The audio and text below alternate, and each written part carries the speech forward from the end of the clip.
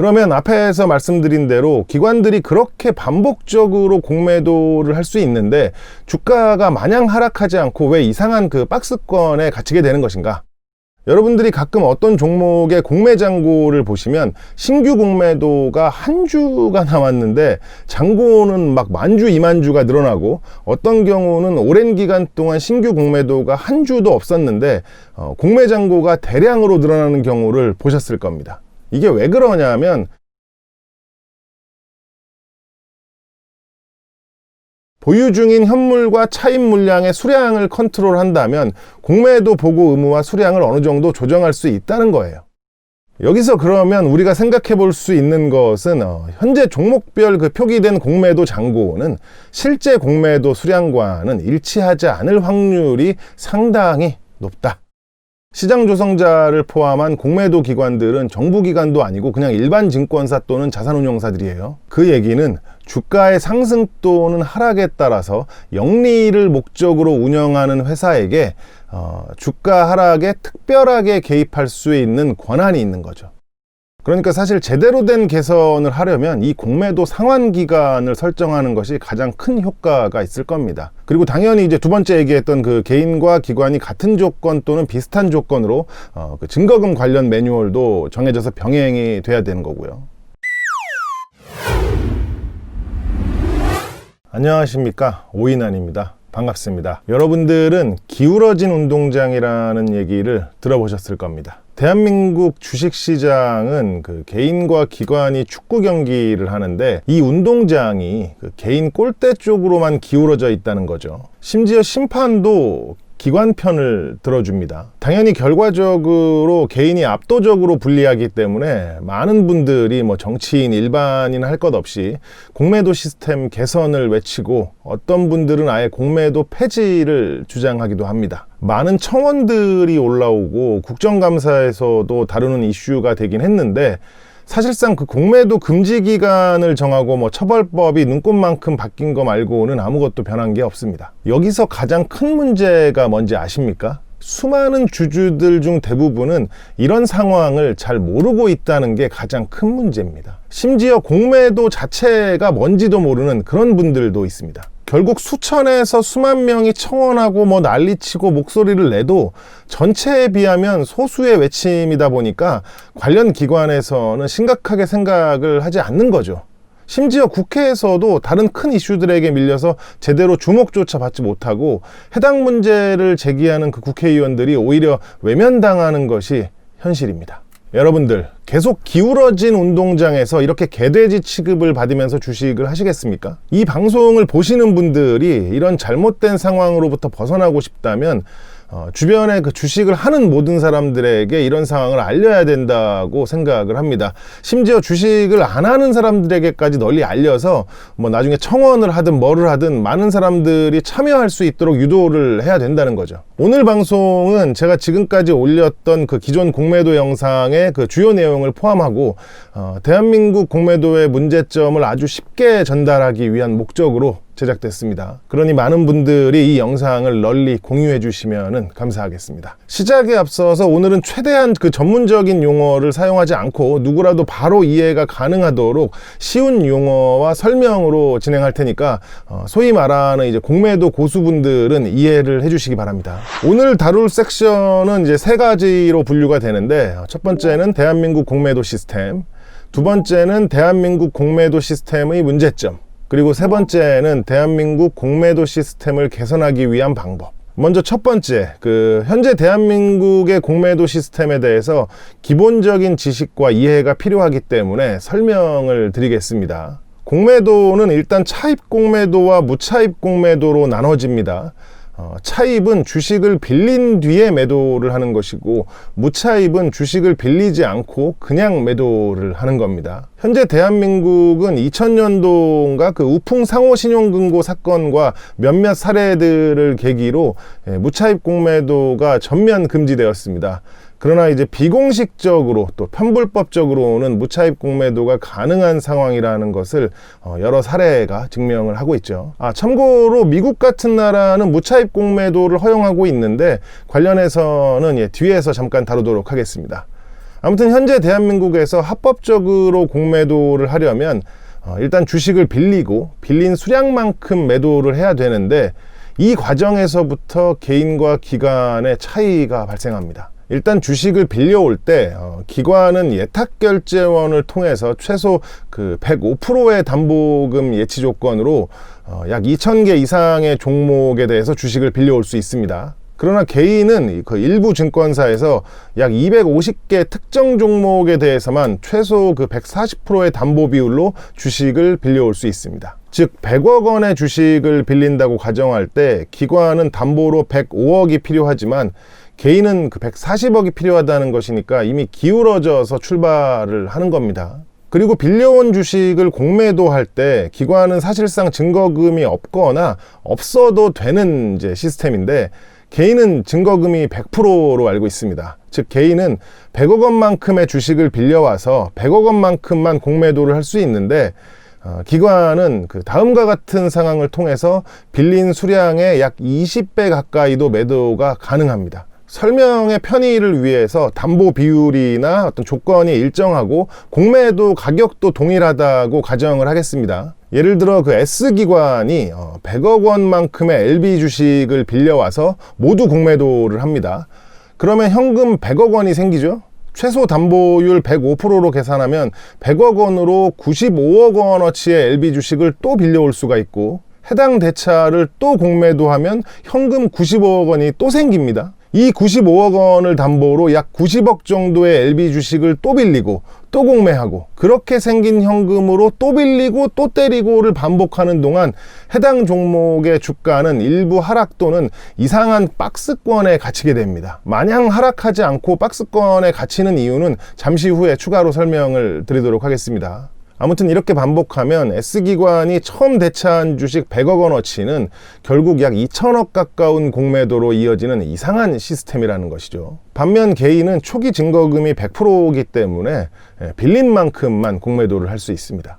혹시 이 예제가 너무 어렵다면 단순하게 매수로 바꿔서 생각해보면 이해가 더 쉬울 겁니다. 개인들은 매수할 때 현금 100만 원으로 100만 원만큼의 주식을 살 수 있는데, 기관은 같은 100만 원으로 2천만 원어치를 살 수 있는 그런 상황이라는 거예요. 물론 이제 실제 매수 시에는 신용거래가 있기 때문에 개인도 이제 신용 비율에 따라서 추가 매수가 가능하긴 합니다. 아무튼 대한민국 주식시장에서는 개인과 기관이 같은 자본을 가지고 있더라도 주식시장에 영향을 미치는 비율이 최대 이렇게 수십 배 가까이 차이가 나기 때문에 대차 및 대주거래부터 이제 공매도까지 전 과정이 문제가 있다는 얘기예요. 그러면 앞에서 말씀드린 대로 기관들이 그렇게 반복적으로 공매도를 할 수 있는데 주가가 마냥 하락하지 않고 왜 이상한 박스권에 갇히게 되는 것인가? 공매도는 특정 종목의 주식을 빌려와서 예를 들어서 10만 원에 10주를 매도합니다. 그러면 현금 100만 원이 생기겠죠? 그리고 주가가 9만 원으로 떨어지면 10주를 90만 원에 사서 돌려줍니다. 그러면 10만 원의 이익이 발생하는 그런 구조인데, 문제는 주식을 다시 산 뒤에 바로바로 돌려주지 않고 앞선 설명대로 다시 담보를 잡아서 대차를 해옵니다. 이 과정에서 주가가 크게 내려가면 공매도 포지션의 수익은 커지겠지만 담보의 가치도 함께 하락을 하기 때문에 다시 빌려올 수 있는 수량도 줄어드는 상황이 발생하죠. 그래서 기관은 대차 외에 현물 매수를 통한 전략도 함께 병행을 하게 되고, 해당 종목이 특정 저가에 오면 정산하려는 공매 수량 이상의 주식을 매수하기도 하고, 공매도 수량을 줄이고 현물을 매수하여 주가를 올린 뒤 특정 고가가 되면 현물 매수분을 매도하거나 또다시 공매도를 하게 됩니다. 이런 상황들 때문에 일부 개인 주주들은 국내 증시가 오랜 기간 박스권에 갇혀 있었다고 주장하기도 합니다. 여기서 참고로 많은 분들이 궁금해하시는 공매 잔고의 이상 증가 현상에 대해서도 한번 알려드리고 넘어가겠습니다. 여러분들이 가끔 어떤 종목의 공매 잔고를 보시면 신규 공매도가 한 주가 나왔는데 잔고는 막 만주, 2만주가 늘어나고, 어떤 경우는 오랜 기간 동안 신규 공매도가 한 주도 없었는데 공매 잔고가 대량으로 늘어나는 경우를 보셨을 겁니다. 이게 왜 그러냐면 현재 국내 공매도 시스템은 상당히 폐쇄적이고 대단히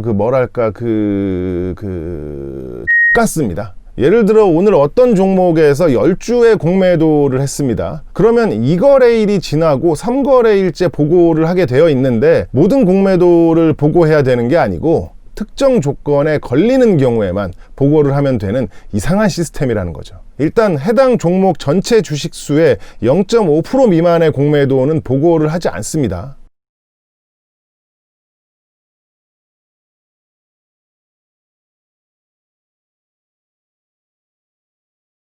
그런데 이게 끝이 아니에요. 이상한 부분이 또 있습니다. 예를 들어 공매도 기관이 일반 현물 100주를 매수하고 20주는 대차를 해서 총 120주를 가지고 있다고 가정을 하겠습니다. 그리고 나서 20주를 매도합니다. 그러면 일단 여기까지는 공매도가 아닙니다. 그리고 남은 120주를 매도하면 그제서야 일반 매도 80주에 공매도 20주가 결정이 되는 상황이기 때문에 보유 중인 현물과 차입 물량의 수량을 컨트롤한다면 공매도 보고 의무와 수량을 어느 정도 조정할 수 있다는 거예요.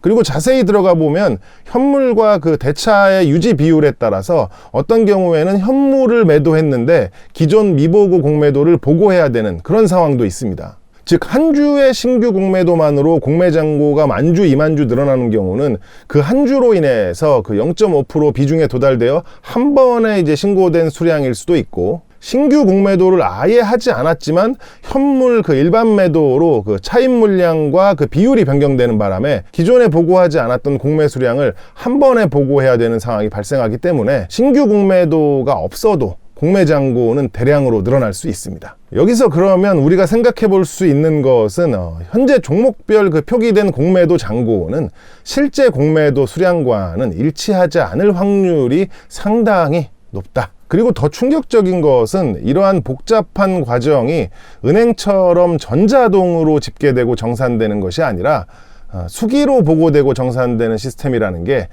2021년 IT 초강국 대한민국의 현실입니다. 그러면 앞에서 설명한 현재 공매도 시스템이 대충 봐도 문제가 있는 것 같은데, 자세하게 어떤 문제가 있고 그게 어떤 결과를 초래하는지 공매도 시스템의 문제점에 대해서 좀 더 깊이 들어가 보도록 하겠습니다. 일단 주가의 움직임을 한번 생각해 보십시오. 사는 사람이 많으면 주가는 올라가고 파는 사람이 많으면 주가가 내려오고 서로 얼추 비슷하면 보합이 됩니다. 그러면 매수에 영향을 주는 것이 뭐가 있을까요? 일단 첫 번째로 보유하고 있는 현금만큼 매수를 하는 일반 매수가 있습니다. 그리고 종목에 따라서는 미수거래와 신용거래가 있고, 또 다른 방법으로는 보유 중인 주식을 담보로 융자를 받아서 추가로 매수를 하는 경우도 있습니다. 그러면 매도에 영향을 주는 것은 뭐가 있을까요? 매수처럼 일단 보유 중인 주식을 매도하는 일반 매도가 있습니다. 그리고 신용거래, 미수거래, 주담융자로 매수했던 주식 중에 반대 매매로 강제 매도되는 경우가 있죠. 그럼 대충 여기까지는 매수 매도 밸런스가 크게 다르지 않습니다. 그런데 매도에는 공매도라는 것이 하나 더 있어서 이 균형을 깨고 있는 거죠. 그러면 공매도 옹호론자들 중 일부는 이런 등신 같은 소리를 할 수도 있어요. 아니, 매도에 공매도가 있는 것처럼 매수에는 신용이나 주담융자 매수가 있으니까 매수도 충분히 레버리지 투자가 가능한 거 아니냐. 그러니까 운동장은 기울어져 있지 않다. 이 얘기는 신용이나 주담융자 매수가 공매수 같은 역할을 한다고 주장을 하는 건데, 이게 왜 등신 같은 소리인지 알려드릴게요. 그리고 일단 미수거래는 어차피 이거래일안에 현금을 채워 넣어야 되니까 사실상 하루 이틀짜리 단타용이라 의미가 없어서 제외를 했습니다. 아무튼 신용매수에는 종목별 증거금이 있는데, 예를 드는 거니까 한 평균 30-40%라고 칩시다.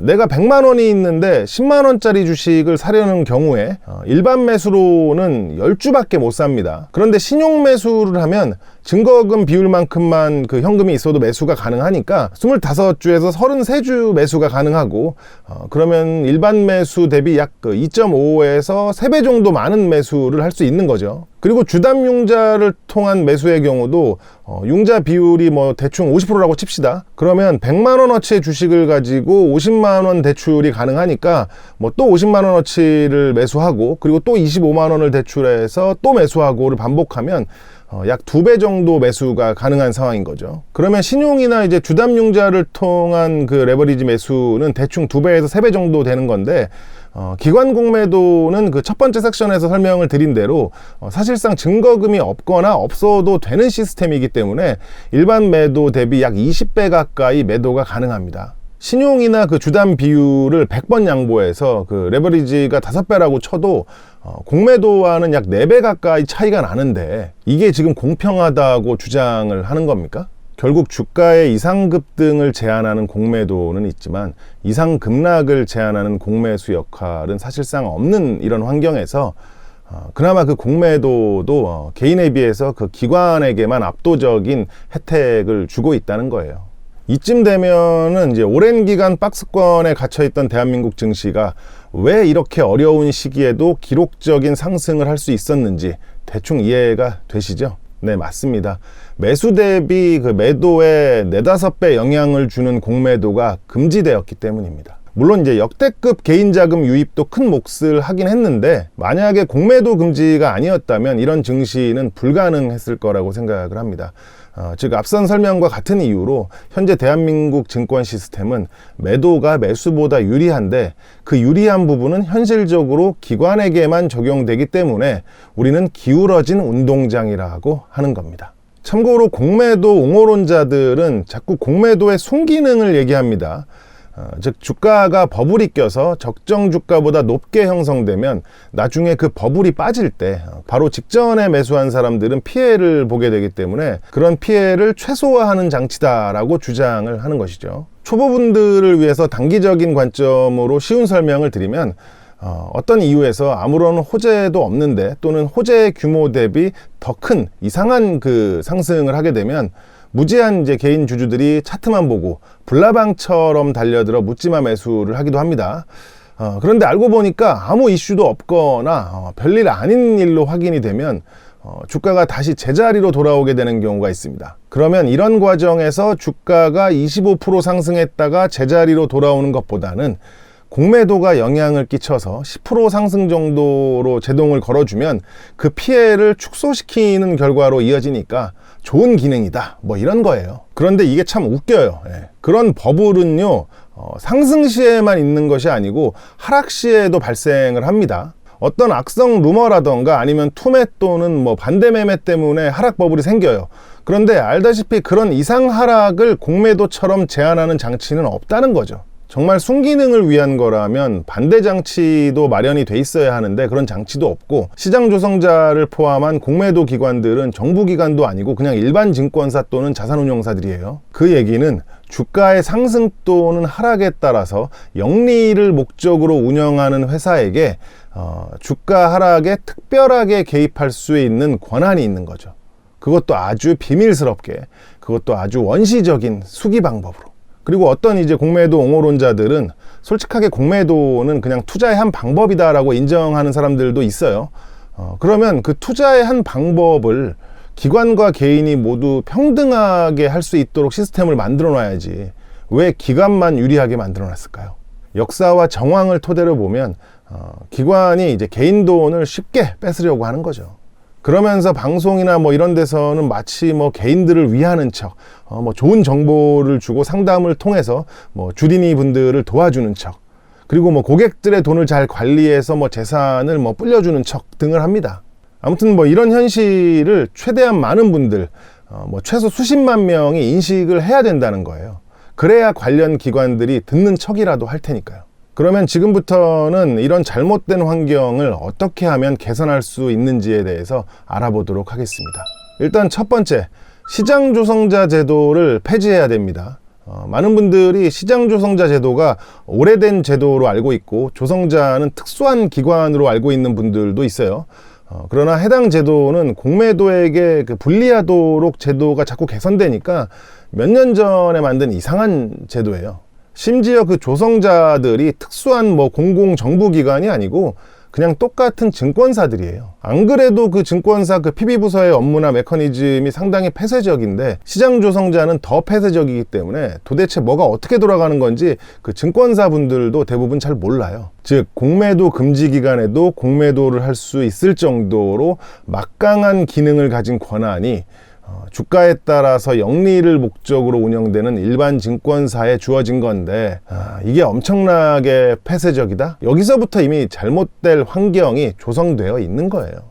그리고 두 번째는 공매도 거래 시 그 개인과 기관 모두 증거금 제도가 법으로 만들어져 있어야 됩니다. 대한민국은 기관 공매도 시 그 법적인 증거금 제한이 없기 때문에 뭐 100억으로 2천억의 공매도를 할 수 있다고 알려드렸는데, 미국이나 일본은 그 관련 규정들이 있고 기관과 개인도 이제 같은 조건으로 알고 있습니다. 세 번째로는 공매도 보고 체계를 전산화해서 당일 보고 및 정산이 자동으로 되는 시스템을 도입해야 됩니다. 좀 더 나아가면 그 HTS나 MTS 그 세부호가창에 공매도가 구별되는 표기법을 적용하고, 일반적인 매수매도가 실시간으로 표기되고 기록되는 것처럼 공매도도 실시간으로 누구나 볼 수 있게 해주면 사실 금감원이 모든 종목에 대한 불법 공매도 감시를 하지 않아도 됩니다. 특정 종목에서 이상한 거래나 이상한 움직임이 나오면 저같이 집요한 사람들이 어차피 그 기록을 바탕으로 체크를 할 테니까요. 네 번째는 미국처럼 그 공매도 상환 기간을 정해 놓으면 됩니다. 그런데 그 관련 기관들이 이것만은 안 된다 하면서 아예 말도 못하게 하는 이제 그런 분위기라고 하는데, 공매도 상환 기간을 3거래일로 정해버리면 사실 대부분의 공매도 문제점들이 해결됩니다. 그러면 시스템을 크게 바꾸지 않아도 되고 미국처럼 뭐 무차입 공매도까지 허용을 해도 됩니다.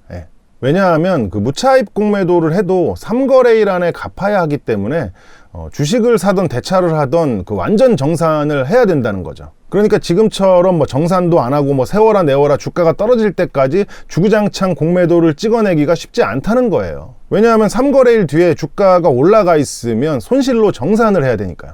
그런데 지금은 그 공매도로 이익이 날 때까지 공매도 물타기를 하면서 그냥 이자 조금 내고 기다리면 되고, 그것도 정 안 될 것 같으면 뭐 공매도 손실분을 계산해서 현물 매수로 이제 이익을 맞추고 이제 정리를 하면 되는 그런 상황인 거죠. 그러니까 사실 제대로 된 개선을 하려면 이 공매도 상환 기간을 설정하는 것이 가장 큰 효과가 있을 겁니다. 그리고 당연히 이제 두 번째 얘기했던 그 개인과 기관이 같은 조건 또는 비슷한 조건으로 그 증거금 관련 매뉴얼도 정해져서 병행이 돼야 되는 거고요. 그리고 다섯 번째는 관련 처벌법이 지금보다 압도적으로 엄격해지고 강해져야 합니다. 일단 그 관련 불법 거래에 있어서는 벌금을 이제 부당이익금의 어떤 최소 5배 이상 부과를 해야 된다고 생각을 하고, 관련자들은 모두 최소 3년 이상 그 감형 없고 집행유예 안 되는 구속을 시켜버려야 돼요. 참고로 그 미국은 이런 경제 그 범죄자들에게 막 징역 100년 넘게 나오는 거 아시죠? 사실 뭐 개인적인 맘 같아서는 해당 그 증권사는 뭐 영업정지 뭐 6개월 막 이렇게 하고 싶은데, 상관없는 그 다른 직원들까지 피해를 보니까 참 이런 부분들이 좀 마음이 약해져요. 미친놈 한두 명 때문에 상관없는 그 다른 사람들이 피해를 보면 안 되니까 그냥 영업정지 얘기는 없던 걸로 할게요.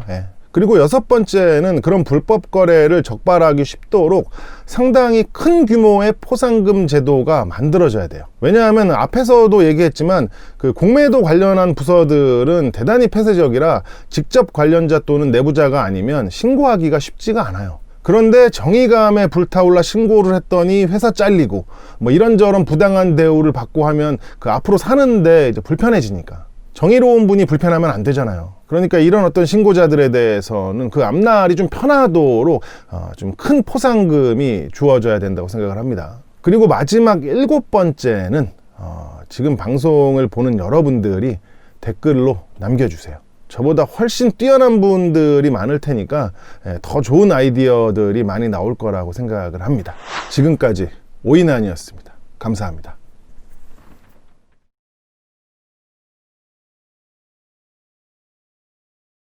뭐야, 장이 끝났네? 아이고, LB는 오늘도 장이 안 좋았네요. 오늘도 장이 안 좋았는데 뭐 잘 안 봐서 요즘은 특별히 막 LB가 막 어떤 막 반응을 하면 지인들이 어차피 전화를 해주기 때문에 특별히 전화가 없으면 별일 없이 그냥 지나갔구나 하고 이제 생각을 하고 있습니다. 근데 얼마 전에 제가 그 되게 황당한 얘기를 들었는데, 손흥민 선수가 이제 활약이 뭐 대단하니까 중국 쪽에서 이제 뭐 손흥민이 뭐 자기네 그 민족이다, 뭐 자기네 사람이다, 뭐 이런 얘기를 하더라고요. 뭐 원래 중국은 그래 왔으니까 뭐 그러려니 하는데 이번에 그 손흥민 거는 그 좀 어처구니 없게 그 손오공의 그 손 그거랑 이제 같은 거라고, 예, 그래서 뭐 자기네 이제 뭐 민족이다 이런 얘기를 하는데, 야, 이거 참 어떻게 받아들여야 될지. 아무튼 뭐 오늘 공매도 얘기를 좀 길게 했는데, 뭐 간단해요. 그 공매도가 금지되는 동안 대부분의 그 개인주들이 그 좋았는가 안 좋았는가 이것만 생각하면은 답이 간단한데, 시스템 변경도 안 된다, 뭐도 안 된다, 이것도 안 된다, 안 되는 게 그렇게 많으면은 내려와야지. 그거를 하라고 그 자리에 앉혀준 건데, 뭔가 이렇게 좀 리스크가 있어도 뭐 적극적으로 능동적으로 뭐 개선할 생각을 해야지. 그냥 자기 어떤 그 임기 동안은 아무 일도 있으면 안 된다, 그냥 조용히 끝내자, 뭐 어떤 그런 생각들을 하고 말이야. 음악이나 한 곡 들어야겠다.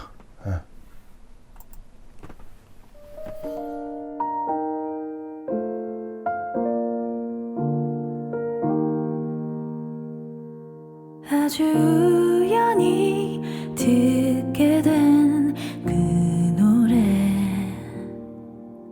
나도